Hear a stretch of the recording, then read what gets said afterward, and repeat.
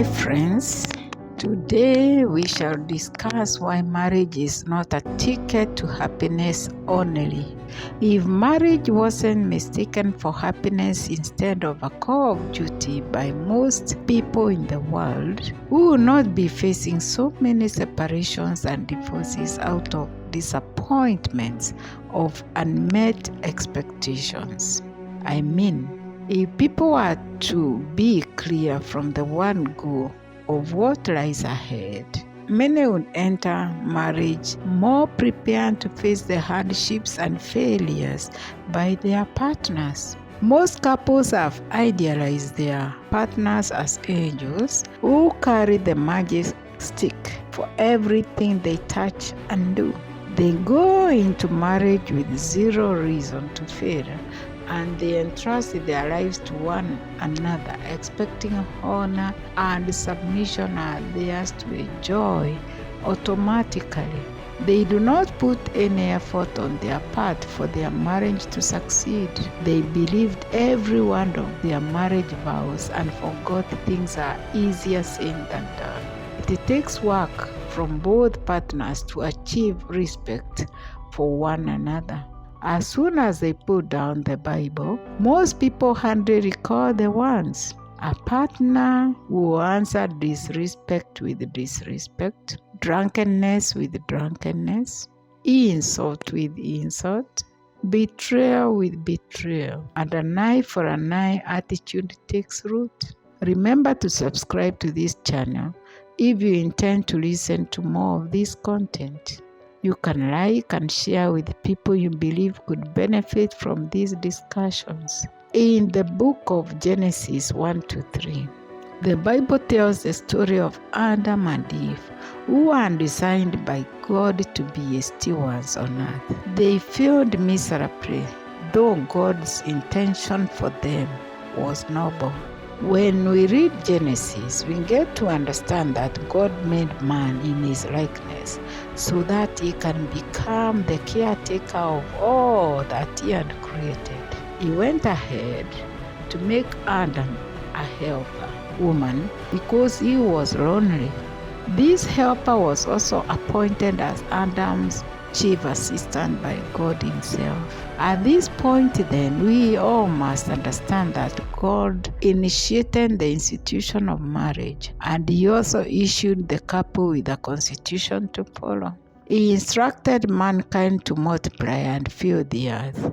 When man sinned, he ran away from God's presence. The same God who had given him everything for free. I believe humankind malfunction began when he ravished the instructions he had been given for smooth running of his office. Blame game as we know it today began as soon as Adam and Eve disobeyed God. Instead of Adam taking responsibility of the sin they had committed, he put all the blame on his wife, his helper. A helper does not lead. The manager does because he is supposed to instruct. And if something goes wrong, he should take full responsibility of the mistake. God could not hear of that. They had to suffer punishment. Adam had to sweat by tilling ground in order to eat. Eve had to suffer too for being a partner in crime. Childbearing and to become very painful. Happiness for mankind becomes a distant fourth after job description of supervising, tilling ground, and feeding the earth. For Christian households, Ephesians 5 gives the guideline to happy marriage. Ephesians 5 verse 21 calls for submission to each other, husband and wife. Some couples will recite the vows on their wedding day and ravish them as soon as honeymoon is over. Submission and cherishing are ones most couples forget. Most husbands may remember clearly that their wives should submit, but they forget to love and cherish. It's also fair to state that some wives expect to be cherished but refuse to submit. It takes two to tango. How then do we expect happiness in an environment we tend to rapish our very covenant to each other? How do we expect happiness after breaking the very instructions from the Bible?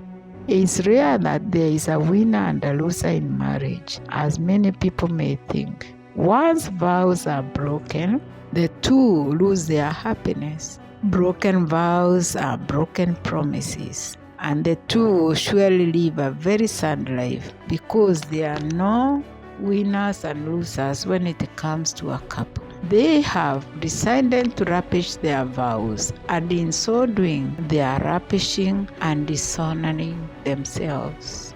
They are giveaways in new relationships. Husband and wife must cede ground to accommodate each other.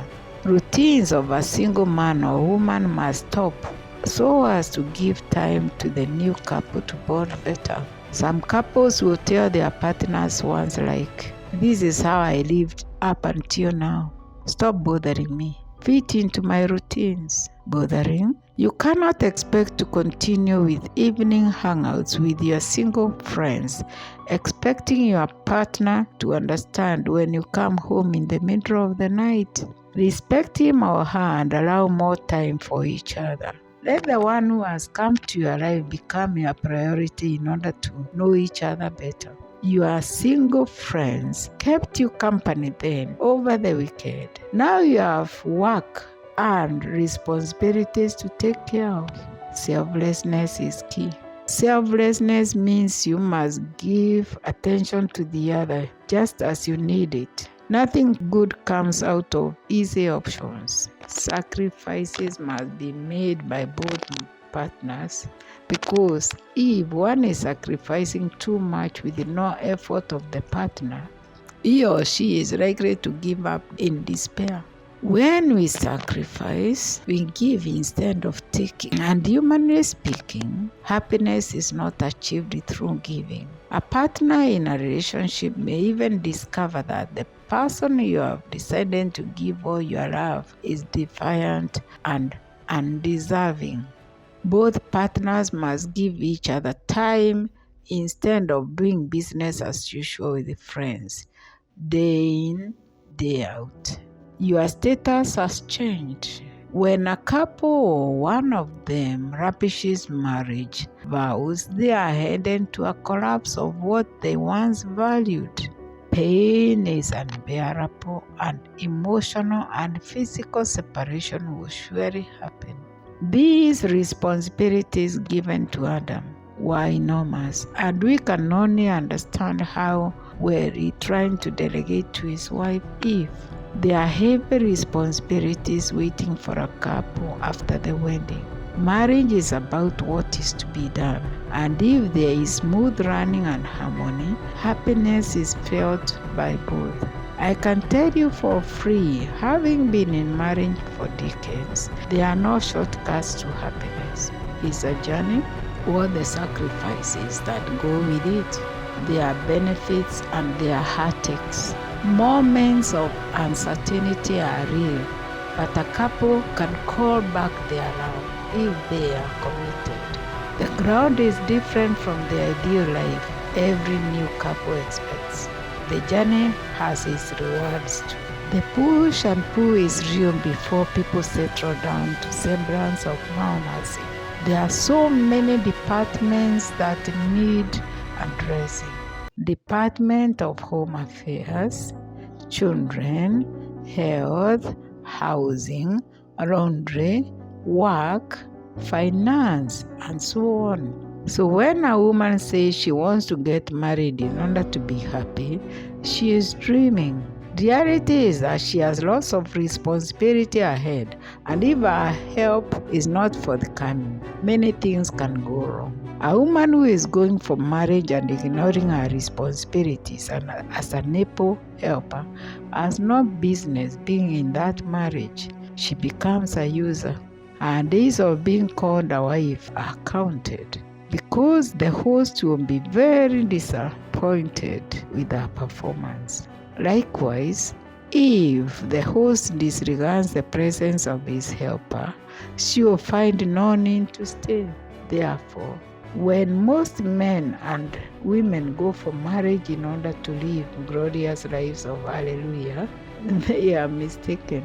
They should go for this relationship understanding that they will be expected to forgive, understand, and humble themselves to one another. Anyone who is coming in for happiness alone will get very disappointed. People are too busy to remember to say thank you or to compliment a partner. Nobody must keep proving he loves. His gestures are enough. Life has not been easy, especially with inflation hitting the roof. It's not a competition of who gave what. It's a balancing act of living and letting live. It's not about the one who can make how much money. It's a partnership where respect is key for both to relate to this marriage. Competition, rejection, hurtful exchange can only bring more unbearable pain. If you are still waiting to be made happy by your partner, move on. It will not happen. What you see is what you get. You can also thank yourself if the care you gave your partner put a smile on him or her. Life is a war zone where one is continuously fighting a challenge after another. People should stop blaming their happiness on marriage. Remember, one can be unhappy even when single.